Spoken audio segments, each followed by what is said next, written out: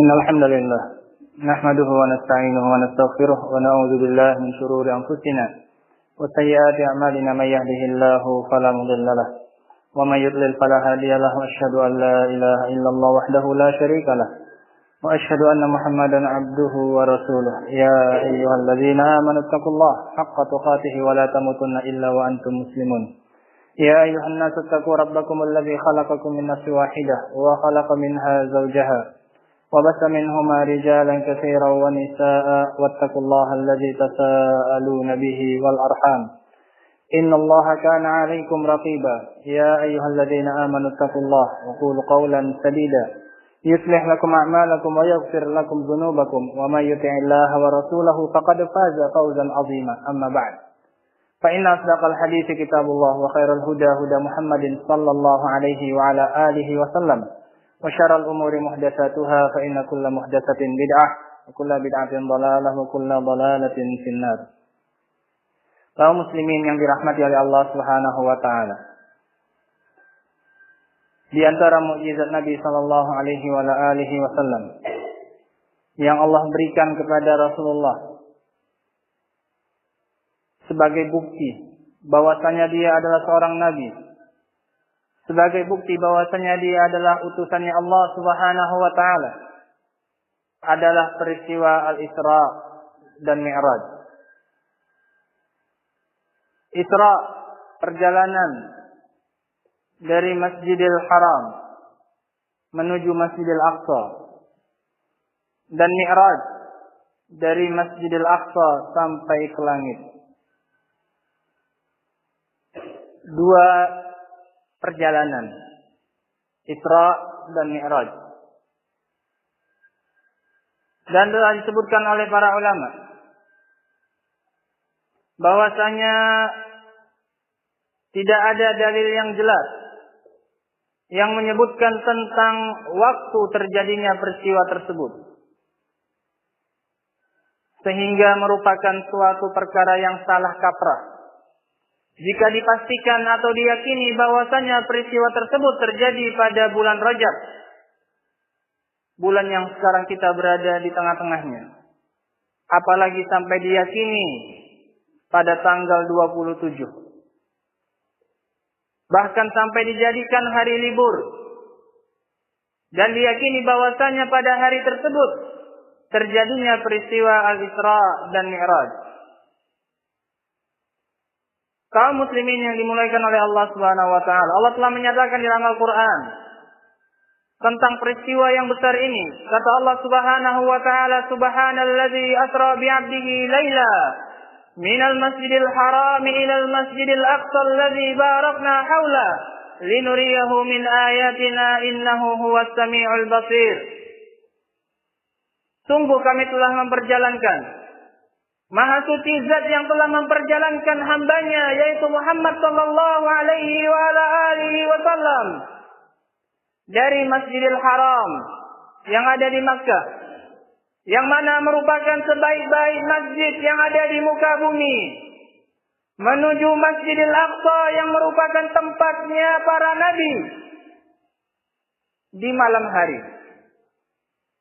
Tujuannya adalah kata Allah Subhanahu wa taala, agar kami tunjukkan kepadanya sebagian dari tanda-tanda kebesaran kami. Sesungguhnya Allah Subhanahu wa taala Maha mendengar lagi Maha melihat. Allah Subhanahu wa taala tidak menginginkan dari kita, dari peristiwa Isra dan Mi'raj, untuk merayakannya dengan perayaan-perayaan. Akan tetapi Allah Subhanahu wa taala ingin menunjukkan kepada kita bahwasanya ini adalah tanda yang besar yang merupakan salah satu dari mukjizatnya Nabi sallallahu alaihi wasallam. Di mana barang siapa yang menerima dengan apa adanya peristiwa ini, maka dia pasti akan beriman dengan kenabian Muhammad sallallahu alaihi wasallam. Dikarenakan tidak mungkin pada zaman itu seseorang melakukan perjalanan dengan jarak yang begitu jauh hanya dilakukan dengan satu malam. Ini hikmah yang diinginkan oleh Allah Subhanahu wa taala. dengan terjadinya peristiwa Isra dan Mi'raj. Bukan dengan diadakannya perayaan-perayaan, kegiatan-kegiatan yang sama sekali tidak ada contohnya dari Rasulullah sallallahu alaihi wasallam dan tidak pula dari para sahabatnya, terlebih dari kalangan al-khulafa'ur rasyidun. Kaum muslimin yang dimuliakan oleh Allah Subhanahu wa taala, dikarenakan agama ini telah disempurnakan oleh Allah Subhanahu wa taala, sehingga tidak perlu penambahan-penambahan. Sesuatu yang sempurna jika ditambahi maka justru akan merusak kesempurnaannya. Kata Allah Subhanahu wa taala, "Al-yauma akmaltu lakum dinakum wa atmamtu 'alaikum ni'mati wa raditu lakumul Islam madina." Pada hari ini, ketika Hajjatul Wada, pada hari Arafah, pada tanggal 9 Zulhijjah, Allah turunkan ayat ini. Pada hari ini, kata Allah, telah aku sempurnakan untuk kalian agama kalian. Dan aku sempurnakan untuk kalian nikmat-nikmatku. Dan aku ridha Islam sebagai agama untuk kalian. Agama yang sempurna disempurnakan langsung oleh Allah Subhanahu wa taala. Sehingga setelah wafatnya Nabi sallallahu alaihi wasallam, agama ini telah sempurna. Tidak ada satu kebaikan pun, melainkan telah ditunjukkan oleh Rasulullah sallallahu alaihi wasallam kepada umatnya.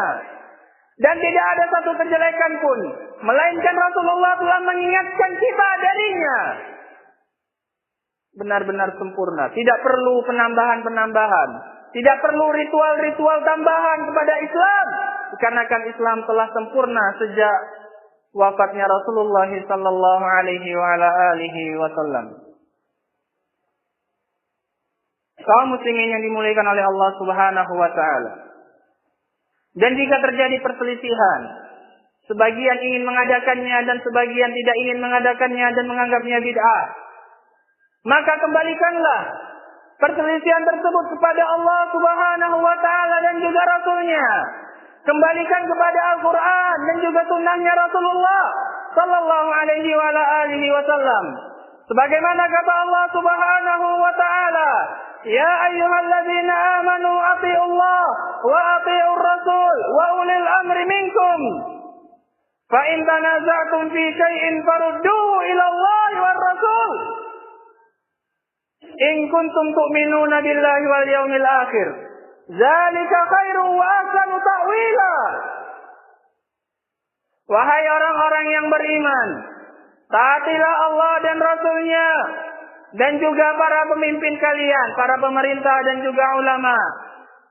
Dan jika kalian berselisih dalam perkara apapun, maka kembalikanlah hukumnya kepada Allah dan Rasulnya. Kepada Allah dengan kembali kepada Al-Quran. Lihat ayat-ayatnya. Apakah ada dijelaskan di dalam Al-Quran? Lihat juga kepada Nabi sunnah Nabi sallallahu alaihi wasallam. Apakah ada dicontohkan oleh beliau perayaan-perayaan Isra dan Mi'raj, baik di masa hidupnya Nabi sallallahu alaihi wasallam ataupun setelah wafatnya beliau, dilakukan oleh para sahabat dalam rangka memperingati kejadian Isra Mi'raj yang dialami oleh Rasulullah sallallahu alaihi wasallam. Jika kalian benar-benar beriman kepada Allah dan hari akhirat, kembalikan. Apakah kita dapati dalilnya perayaan tersebut dalam Al-Quran atau di dalam hadis-hadisnya Nabi sallallahu alaihi wasallam? Jika tidak kita dapati, maka tinggalkanlah. Dan tidak bisa seseorang berhujjah, berdalil bahwasanya ini merupakan bentuk kecintaannya kepada Nabi sallallahu alaihi wasallam dengan dia merayakan peristiwa besar yang dialami oleh Nabi sallallahu alaihi wasallam. Dikarenakan bentuk kecintaan kita kepada beliau sallallahu alaihi wasallam adalah dengan cara mengikuti jalan beliau, dengan cara mengikuti sunnah beliau sallallahu alaihi wasallam, bukan dengan menambah-nambahi perkara yang tidak ada contohnya dalam syariat ini. Kata Allah Subhanahu wa taala, "Qul in kuntum tuhibbunallah fattabi'uni yuhibbukumullah wa yaghfir lakum. Kata Allah Subhanahu wa ta'ala, katakan wahai Muhammad kepada mereka yang mengaku mencintaimu, jika kalian benar-benar mencintai aku, maka ikutilah aku. Jika kalian benar-benar mencintai Allah, maka ikutilah aku, kata Nabi sallallahu alaihi wasallam. Maka Allah Subhanahu wa ta'ala akan mencintai kalian dan akan mengampuni dosa-dosa kalian. Bentuk kecintaan kita yang terbesar kepada Rasulullah sallallahu alaihi wasallam adalah dengan cara menjalankan sunnah-sunnah beliau, dengan cara menghidupkan sunnah-sunnah beliau yang telah banyak ditinggalkan oleh kaum muslimin. Kaum muslimin yang dimuliakan oleh Allah Subhanahu wa ta'ala. Dalam hadis Aisyah radhiyallahu ta'ala anha, Nabi sallallahu alaihi wasallam mengingatkan agar kita tidak capek melakukan suatu perkara namun kita tidak mendapatkan balasan darinya. Kata Nabi sallallahu alaihi wasallam, "Man ahdatsa fi amrina hadza ma laysa min, fa huwa raddun." Muttafaqun alaih. Wa fi riwayatin li Muslim, "Man amila amalan laysa alaihi amruna, fa huwa raddun." Barang siapa yang melakukan suatu perkara yang tidak ada contohnya dari kami, kata Nabi, maka perkara tersebut akan tertolak, tidak diterima. Sementara pelakunya telah bersusah payah melakukan ibadah tersebut, namun ternyata ibadah tersebut ditolak oleh Allah Subhanahu wa ta'ala karena tidak dicontohkan oleh Rasulullah sallallahu alaihi wasallam. Kata Allah Subhanahu wa ta'ala, "Am lahum syuraka syara'u lahum minad din ma lam ya'zam bihi Allah." Apakah mereka memiliki sekutu-sekutu, tandingan-tandingan yang membuatkan untuk mereka syariat-syariat baru yang tidak pernah diizinkan oleh Allah Subhanahu wa ta'ala? Tidak berhak siapapun dia dari kalangan manusia untuk membuat syariat baru, menambah-nambahi ajarannya Muhammad sallallahu alaihi wa ala alihi wasallam. Dalam hadis Irbad bin Sariyah yang diriwayatkan oleh Imam Tirmidzi, Nabi sallallahu alaihi wasallam juga mewanti-wanti kita dari perkara-perkara baru yang dimasukkan ke dalam agama. Kata Nabi sallallahu alaihi wasallam, "Wa iyyakum wal muhdatsat, fa inna kulla muhdatsatin dhalalah." Hati-hati kalian dari perkara-perkara baru dalam agama, dikarenakan setiap perkara yang baru dalam agama merupakan kesesatan. Banyak orang yang menganggapnya adalah ibadah. Dia menganggap dirinya sedang mendekatkan diri kepada Allah Subhanahu wa ta'ala. Namun ternyata yang dia lakukan hanyalah berupa kesesatan. Dia menempuh jalan yang sesat yang tidak akan sampai kepada tujuan yang dia inginkan. Walhamdulillahirabbil alamin.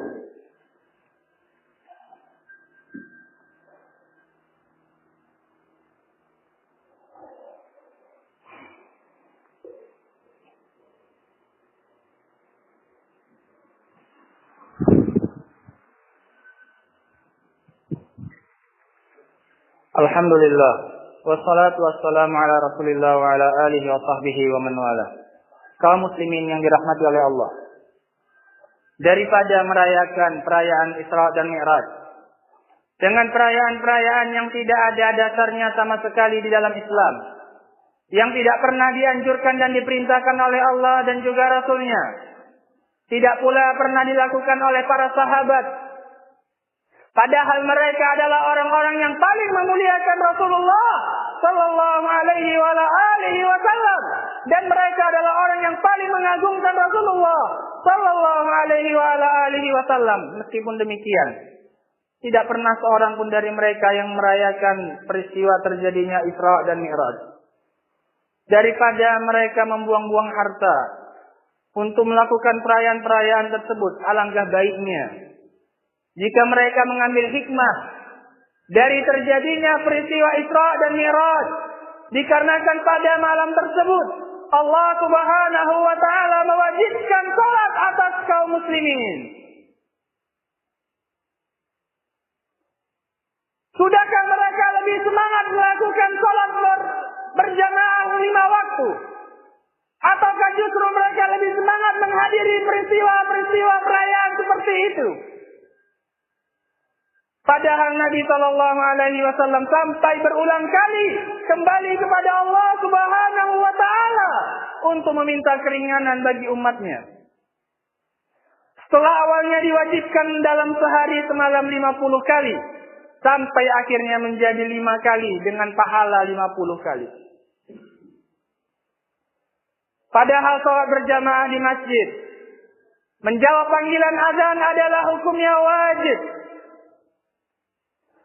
Fardu ain bagi setiap orang untuk memenuhi panggilan tersebut.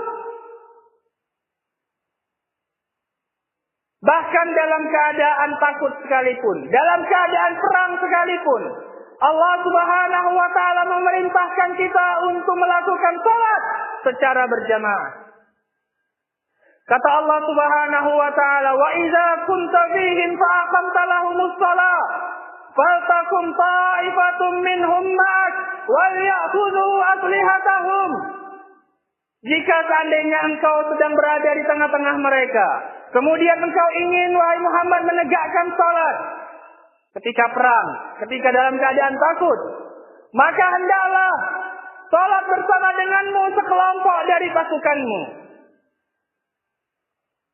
Dan hendaklah mereka mengambil senjata-senjata mereka, dikarenakan mereka dalam keadaan perang. Sebagian berjaga, sebagian sholat berjamaah bersama dengan Nabi Sallallahu Alaihi Wasallam. Dalam keadaan yang seperti itu masih diwajibkan untuk sholat berjamaah. Apalagi dalam keadaan aman, apalagi dalam keadaan tidak dalam perang. Dalam hadis Abu Hurairah radhiyallahu taala anhu, yang diriwayatkan oleh Imam Muslim, atan Nabi sallallahu alaihi wasallam rajulun a'ma. Faqala ya Rasulullah, laisa li qa'idun yaquduni ila al-masjid. Ada seorang yang buta mendatangi Nabi sallallahu alaihi wasallam, kemudian dia berkata, "Ya Rasulullah, aku tidak memiliki seorang pun yang bisa menuntunku ke masjid untuk mendatangi salat." Farakasa lahu Nabi sallallahu alaihi wasallam, maka Nabi pun awalnya memberikan keringanan baginya untuk tidak menghadiri salat berjamaah. Falamma walla da'a, tatkala ia berpaling, Nabi kembali memanggilnya dan mengatakan, "Hal tasma'un nida? Apakah kamu bisa mendengarkan azan?" Qala na'am, dia katakan, "Iya, aku mendengarkannya." Qala fa'ajib, maka penuhilah panggilan tersebut. Dalam sebagian riwayat Ahmad, kata Nabi SAW, "Lam ajid laka rukhsah." Aku tidak dapat memberikan keringanan bagimu, karena engkau masih mendengarkan suara azan. Seorang yang buta diperintahkan oleh Nabi Sallallahu Alaihi Wasallam untuk menghadiri salat berjamaah. Hanya dikarenakan dia masih mendengar panggilan azan. Apakah keadaan kaum muslimin saat ini sudah lebih parah daripada seorang yang buta, yang tidak lagi memiliki seorang untuk menuntunnya ke masjid, sehingga mereka bermudah-mudahan untuk meninggalkan salat berjamaah di masjid? Bandingkan antara hadirin yang merayakan perayaan Isra dan Mi'raj dengan jumlah jamaah yang menghadiri salat berjamaah 5 waktu di masjid. Bandingkan dengan jumlah jamaah pada salat subuh ataupun salat isya, di mana kedua salat ini adalah dua salat yang paling berat bagi orang-orang munafik. Sebagaimana dalam hadis Abi Hurairah radhiyallahu ta'ala anhu, kata Nabi sallallahu alaihi wasallam, "Inna asqalas salati 'alal munafiqin salatul isya wa salatul fajri." Sesungguhnya salat yang paling berat bagi orang-orang munafik adalah salat isya dan salat subuh. Kemudian kata Nabi SAW, "Lau ya'lamuna ma fihima, la tauhuma walau habwa." Seandainya mereka mengetahui balasan yang akan mereka dapatkan dengan menghadiri salat isya dan salat subuh berjamaah di masjid, niscaya pasti mereka akan mendatanginya meskipun dalam keadaan merangkak. Kalau seandainya pahalanya, balasannya ditampakkan oleh Allah Subhanahu wa taala, niscaya mereka pasti akan mendatangi masjid untuk menghadiri salat isya dan salat subuh, meskipun dalam keadaan merangkak dan tidak bisa berjalan, demi mendapatkan pahala tersebut. Walaqad hamamtu Kemudian kata Nabi sallallahu alaihi wasallam, sungguh aku telah bertekad an amura bis shalah fatuqam, untuk ditegakkan salat, summa amura rajulan fa yusalli bin nas, kemudian aku perintahkan seseorang untuk mengimami manusia, summa antaliqu wa ma'i birijalin bihuzbin min hatab ila rijalin la yashhaduna as-salah fa uhriqa alaihim buyutahum bin nar. Kemudian setelah aku perintahkan orang untuk mengimami orang salat, aku pergi dengan beberapa kelompok orang dengan membawa kayu bakar kepada orang-orang yang tidak menghadiri salat, kemudian aku bakar rumah mereka. Hadis riwayat Muslim. Sungguh berat ancamannya, sampai-sampai ingin dibakar rumah mereka oleh Rasulullah sallallahu alaihi wasallam. Dikarenakan mereka tidak menghadiri salat berjamaah di masjid. Bahkan sampai-sampai Nabi SAW rela meninggalkan posisinya sebagai imam dan pergi bersama dengan beberapa orang untuk membawa kayu bakar dan membakar rumah orang-orang yang tidak menghadiri salat berjamaah di masjid. Ini menunjukkan bahwasanya salat berjamaah di masjid hukumnya adalah wajib bagi para lelaki. Karena tidak boleh bagi Nabi SAW untuk membakar rumah mereka seandainya yang mereka tinggalkan hanya perkara yang sunnah atau yang semisalnya. Kaum muslimin yang dimuliakan oleh Allah Subhanahu wa taala, kita berdoa kepada Allah Subhanahu wa taala semoga Allah memberikan hidayah dan taufiknya kepada kaum muslimin sehingga mereka lebih memperhatikan apa yang diwajibkan oleh Allah kepada mereka, dan sebagai gantinya tidak perlu mereka